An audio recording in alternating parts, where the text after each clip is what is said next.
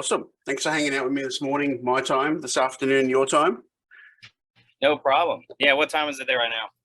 It is 7:10 in the morning. Jeez. Yeah, you're just coming to life. It's un-rock and roll, but it's totally dad life. Dead life. I like it. Okay, so Spirits is out Friday. How's the vibe in the camp at the moment? It's great in regards to the album and new music and getting things out there. It's been a while since the Stories We Tell Ourselves 2017, so it's really good. This tour has been very difficult, and we got about 2 weeks left. We've already been on the road for about 7 weeks, so it's a big one. But random woes. The other day on the way to Aftershock, our semi truck ran over a bear. So it doesn't happen every day. That's freaking horrible, and nothing more. We love bears. We're not, anti-bear by any means. Yep. But it delayed our truck in getting there. Our crew had to bum rush, throw all our gear on stage, an hour before we play. And we did the show. It was all right. And that's the thing, like when it comes to the world as we know it now, I think adaptability is probably a key word for any band. Yeah. And you're very lucky, obviously, you have a great crew that could do that in an hour. So considering, let's take the 2019 to 2022 out of the equation pretty much, because it was let's just call it an epic shit show for the world. Well said. Now, did you start writing pre-forced lockdown, or was that when the band sort of went, okay, it's time? Yeah, we did. I actually remember writing the main riff and kind of the opening sort of chorus, chord progression, everything for Spirits on the Ghost tour we did toward the end of 2019. So we did kind of get started around there. I had just gotten an 8-string and started tinkering, getting my hands dirty.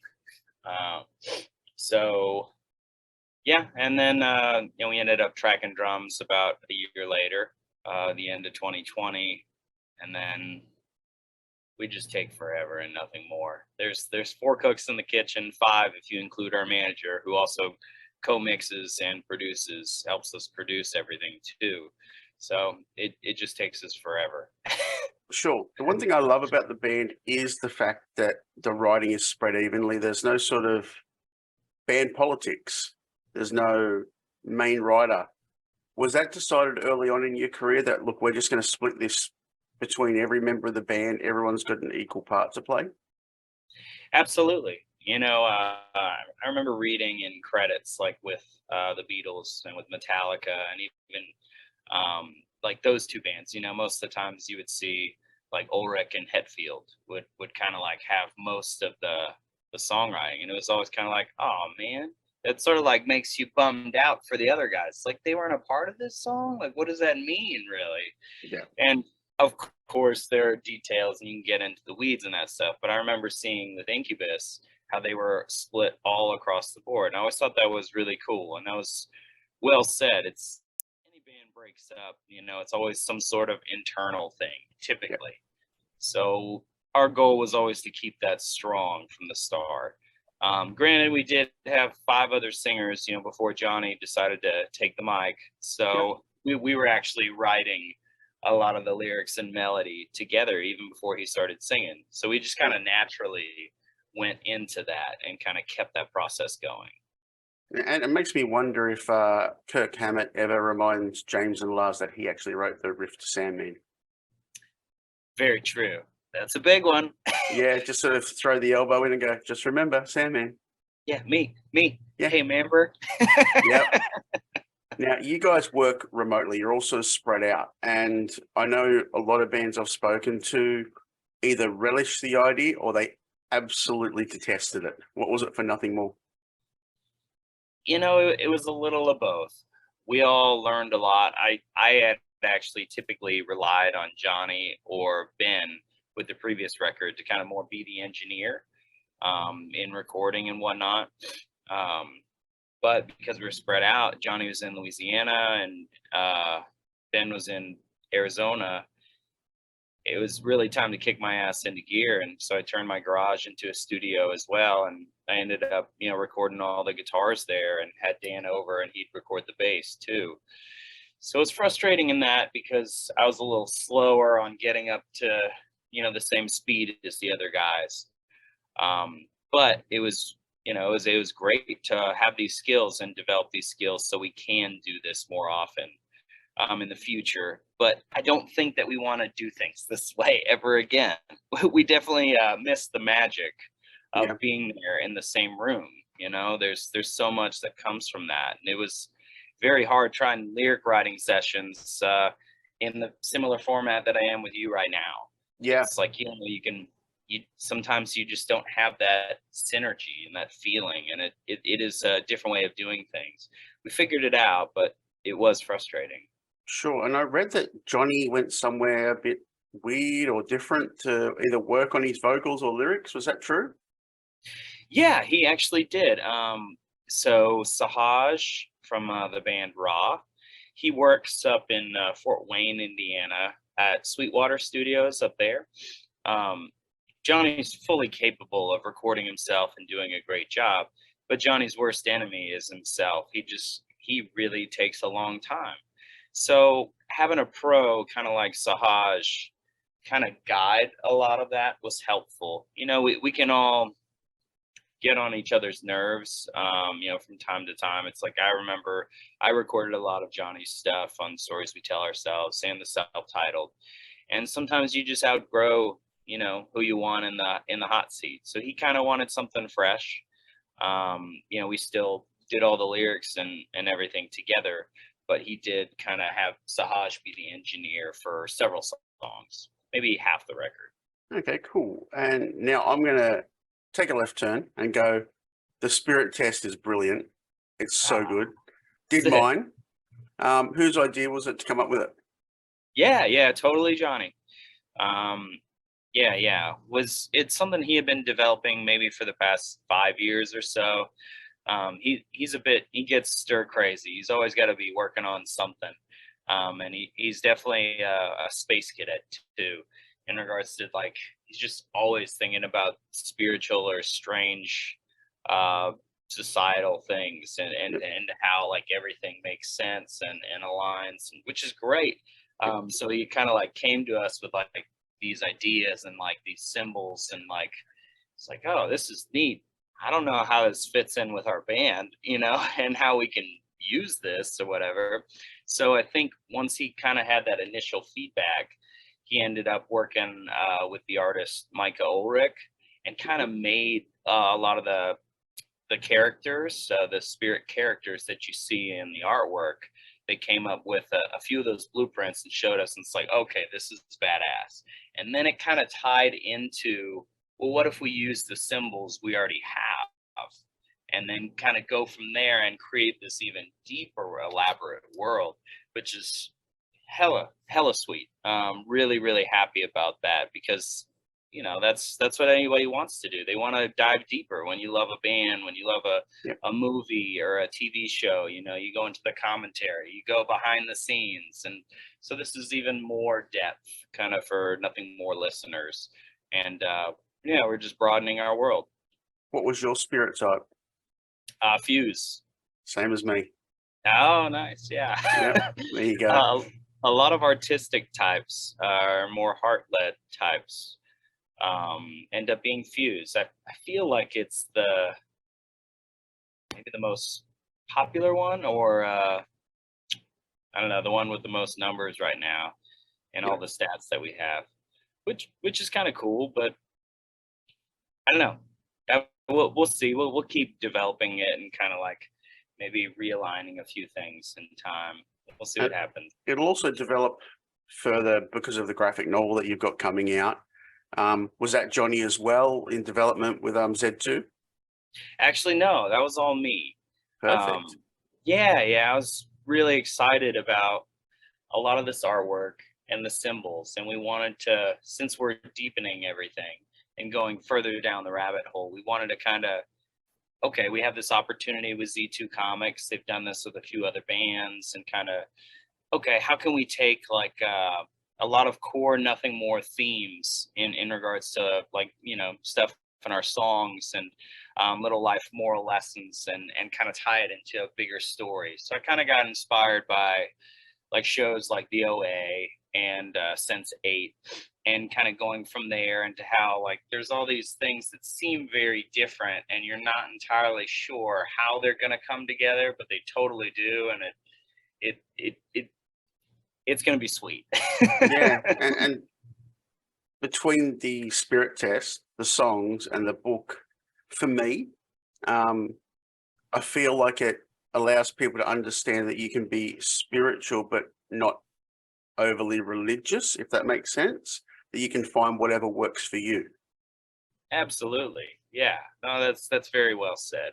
We're definitely, we grew up in the, you know, American conservative Christian church, Johnny, Dan, and myself, and we all have a very similar background. But as you mature, you know, things change, and you don't necessarily believe the things that you once did. I won't say, it's just very hard to limit yourself with, like, I am this, you know, and I'm not trying to be wishy-washy. It's just there are certain things in life that you go through that it's like, well, that doesn't make sense to me anymore. So now I totally subscribe to this and this and this and this. And it's, I don't know, the more you know, you realize the less you know. So, Yeah. so that's Now, kind of where we're all coming from, I suppose. yeah. Now, so far on the album, the song that really sort of connects with me is "Tired of Winning." The Oh, reason sick. it's connecting with me is it's kind of a little bit of a snapshot of the last couple of years as well. Because one thing I noticed with the online world is no one ever seemed happy for each other. No one ever seemed content with who they are. And it was just this non-stop battle for supremacy, regardless. And is that sort of how the song feels for you? That's awesome you say that. Yes, in a lot of ways, it is kind of this, like, we always think we have it figured out. We think we know everything. We think we know the answer, and you realize it's like, especially, yeah, when times like this happen, it's like really the rug is pulled out from under you, and you can't orient yourself at all. Um, Tied in with, like, there's some sort of like alien and sort of UFO references in there. Johnny kind of got real excited about some of this space UFO stuff, and the music kind of goes there a little bit, gets a little sci-fi.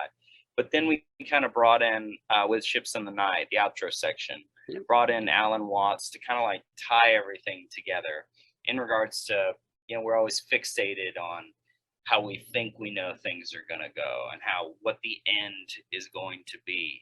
And that's sort of missing the whole point. You know, he says the purpose of life is to live, and Yep. that's it. You know, sometimes it's as easy as that. It sounds silly, but once you kind of realize that, and now is the only time you have, it'll blow your mind. You know, that's how special and cool that is. It's very, very true. So you said you're on the road at the moment. What do you do Yes, to sir. stay sane on the road? That is a great question. I really look forward to days off. Yeah, obviously I look forward to days on too, and festivals and things like that. But when there's a day off, it's honestly like, oh, I'm gonna get a hotel bed all to myself. I'm so excited. I'm gonna spread out.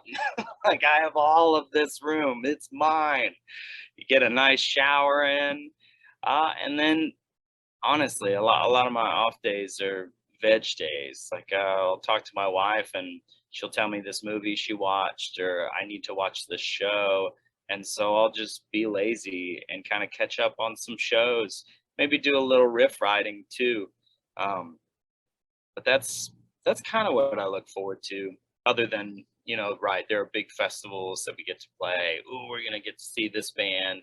I gotta map out my day, you know, make sure I get to see everybody I want to see, hang with old buddies, or, you know, go to a city we don't normally get to, and go explore and do that sort of thing too. So on the festival circuit that you've done this year, what's been the one band that you had to see Ooh, as the standout? Yeah, that's a good question. Um, you know, I do feel like sort of regardless of the festival. I know you just asked festival, Yep. but I've been really impressed with Sleep Token. We're on tour with them right now. I didn't fully understand it or get into it, I think, until we started playing. And they do the whole mask and kind of like strange ethereal thing, and kind of getting to know them. They're kick-ass dudes. They're really great players, and I love how they're kind of doing this Euro Bastille meets like 12-foot ninja gent, Yeah. which is really badass. That it's just it is like a middle finger in the air. It's like I don't care that we just like did pop stuff. It's like we're gonna do like some gent metal stuff, Yep. and it's gonna be sick. So honestly, I've been most impressed with them actually. Perfect. Was there a band that you're out at the festivals with that you'd never seen before, and like you've just spoken about Sleep Token, like going, oh my god, I need to really dive deep on this band? Yeah. Um, I saw the Dead Deads. I thought that was really cool. Louder Than Live. They're a cool girl fronted band. Saw Tenacious D finally. That was killer. I had never seen them live, and I was really happy at kind of like how simple it was. Because you have like on one side of the festival, Tenacious D is going on, and the other side, Bring Me the Horizon is going on, Yep. and they're great. Like, oh my gosh, the light show and like all of their video walls is incredible. How they have everything lined up. It's pro as fuck, and I loved how minimal kind of Tenacious D Yeah. was, and that probably just kind of speaks to what I'm excited about. No shade or anything against Bring Me the Horizon. They sounded great. They did a killer job. And then Nine Inch Nails, stole the show, of course, because Yep. that's what Trent does. Are they 9 Inch Nails? Yeah. Yeah. Now, again, 2 days out from the album, what do you want your fans to take away on their first listen? Yeah, that's a good question.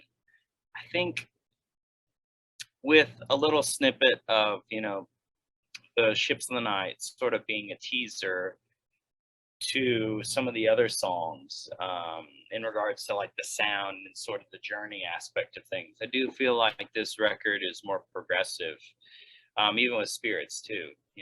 Longer songs, we kind of go down some rabbit holes. I think people are really going to get some depth and some real substance from a lot of these songs in this record for sure.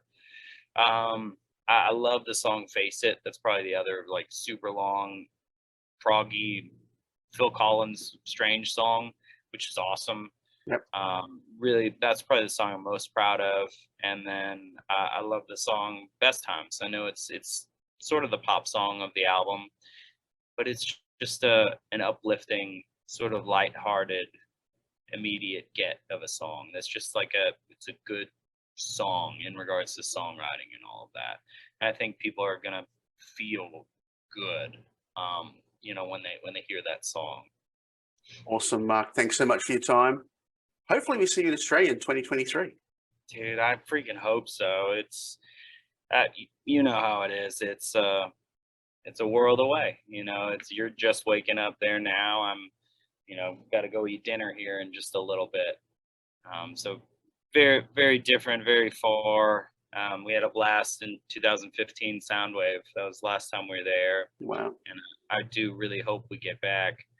We keep trying to bug Carnival or any other Australian bands, like, come tour the US, let us take you on tour and can continue the relationship, Yeah. So fingers crossed, we can make that happen soon. Cross it all, man. Thanks for your time and congratulations on the album. It's a cracker. Really appreciate that, Andrew. Thank you. Thank you. See you later. Yeah, take care, dude. Bye.